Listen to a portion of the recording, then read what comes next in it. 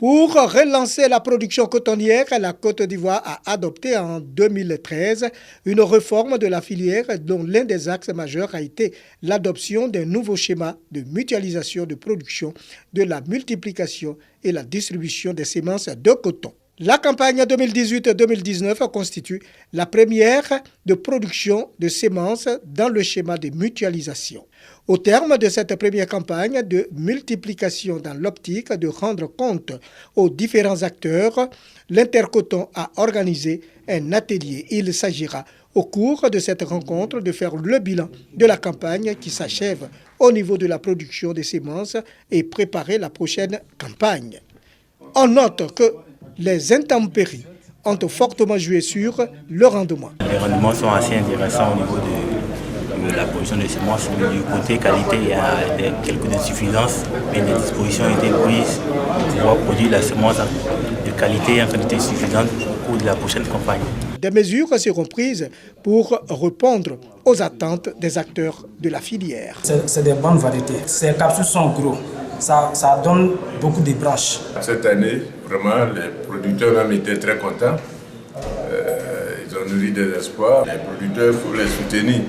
Par exemple, quand il y a des problèmes de stockage, le coton grain, il faut leur fournir des bâches. Il faut qu'ils prévoient des prêts aux producteurs parce qu'il y a des moments où ils en ont besoin. L'atelier recommande donc la construction des silos de stockage du coton graine récolté, l'octroi de prêts aux producteurs pour assurer la main-d'œuvre pour la récolte, l'enlèvement rapide du coton graine chez les producteurs, le suivi rapproché des producteurs sémenciers.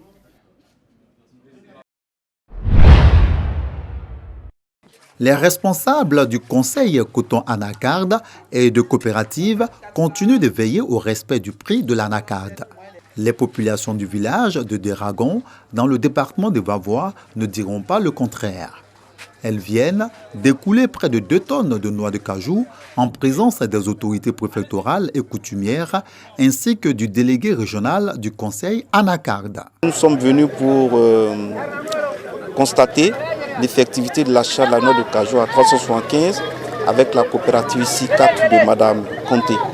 Et nous nous sommes fait accompagner par le comité d'éveil qui a réellement constaté l'effectivité de cette opération. Les producteurs de Deragon ont rendu un vibrant hommage au chef de l'État pour avoir entendu leurs cris de détresse. Quand on sait que le prix de l'anacarde avait chuté jusqu'à 100 francs CFA dans cette localité. La mévente du produit prend fin désormais au grand bonheur des producteurs. Le prix là, vraiment ça m'arrache beaucoup. Même si c'est pas bon, on ne peut pas dire que le prix est plus 100 francs, c'est pas la même chose. Moi aussi je remercie le bon Dieu. J'ai pris Dieu pour tout le monde pour que ce projet-là, ça n'a qu'à continuer dans les bonnes conditions, dans le bon sens, pour que tout le monde ait qu'à bénéficier de ça. Pour pouvoir vendre son produit à 375 francs CFA le kilogramme, il faut qu'il soit de bonne qualité. D'où ce message de la présidente du conseil de gestion de la coopérative CICAD. La qualité, on ne va jamais finir de le dire. Tant que le produit n'est pas bon, ça ne va pas s'acheter bien. Il faut que ça soit bon pour que ça s'achète bien.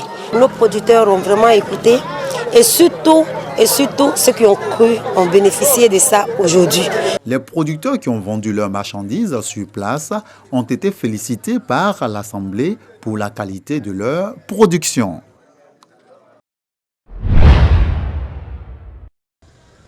« 2009-2019, voilà 10 ans que la radio Nobel FM de Guébono a vu le jour. Une radio communautaire qui s'est assignée pour mission de contribuer au bien-être des populations. Pour ces 10 ans d'existence, les auditeurs ont eu droit à des festivités. Occasion pour les responsables de la dite radio de dresser le bilan de leurs activités. C'est un bilan assez satisfaisant, oui, parce qu'en 10 ans, on a avoisine 90% des taux d'écoute au niveau de notre sous-préfecture. On va au-delà de 30 km en termes de diffusion de tout ce qui est émission, de tout ce qui est production radiophonique.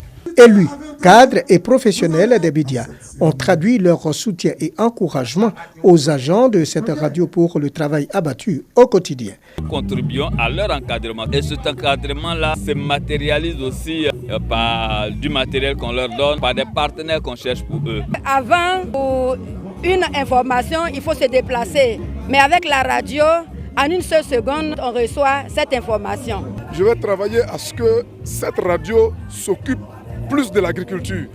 Il faut quelqu'un qui donne les informations réelles, des informations de développement à ses producteurs afin que ceux-ci puissent booster un peu leur activité et améliorer leurs revenus. Les agents ont été exhortés à demeurer professionnels et équitables pour la réussite de leur mission. Besoin d'équipements numériques, de subventions et de renforcement des capacités des équipes de production sont quelques doléances exprimées. La radio Nobel FM compte 10 animateurs volontaires et produit des émissions telles que Atomo, Les Matinales et Otio AS. Cet outil de développement et de communication émet en modulation de fréquence sur les 105.0.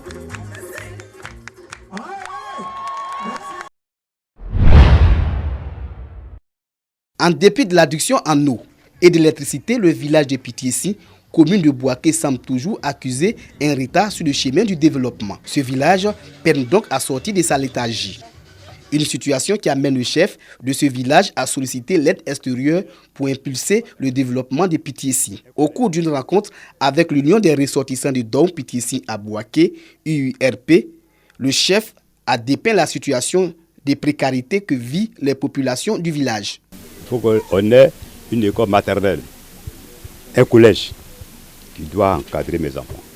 On a un problème de santé, la maternité surtout. Il y a une usine de transformation ici. Les jeunes gens qui sont ici, là, ils ont des problèmes. Cette rencontre a permis de statuer sur les projets de développement local, projets qui nécessitent des appuis de l'extérieur. Le président de l'Union des ressortissants de Dom Pitiessi promet de tout mettre en œuvre pour rattraper le retard. Nous avons beaucoup de production de manioc dans ce village. Et si nous avons les moyens, que nous avons les gens pour nous épauler, nous serons aussi à même de satisfaire les souhaits et les besoins de notre chef. Pitiessi sortira de cette situation difficile avec l'union de ses forces vives, dont l'URP, qui est l'Union des ressortissants de Dom Pitiessi, créée en 2018. Cette union veut promouvoir le développement des Pitiessi pour le bonheur de la population.